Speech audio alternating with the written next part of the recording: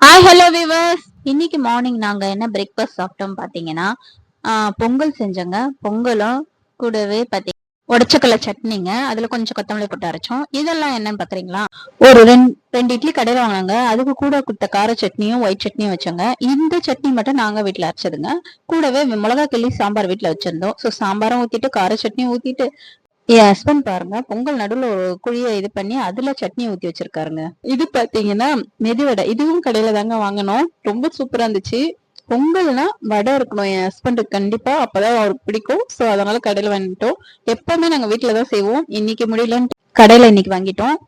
லஞ்சுக்கு என்னன்னு பாத்தீங்கன்னா, நாங்க காலையிலே மிளகா கிள்ளி சாம்பார் வச்சிருந்தோம். சோ சாதம் வச்சுட்டு மிளகா கிள்ளி சாம்பாரும் கூட பாத்தீங்கன்னா வெண்டைக்காய் பொரியல், வாழைக்காய் கொஞ்சம் வறுவலுங்க. வாழைக்காய் வறுவல் என் பையனுக்கும் இதுவும் கொடுத்தேன். ஏன்னா அவனுக்கு கோல்டு இருக்குன்னு, ஸோ வெண்டைக்காய் வேணான்ட்டோம்.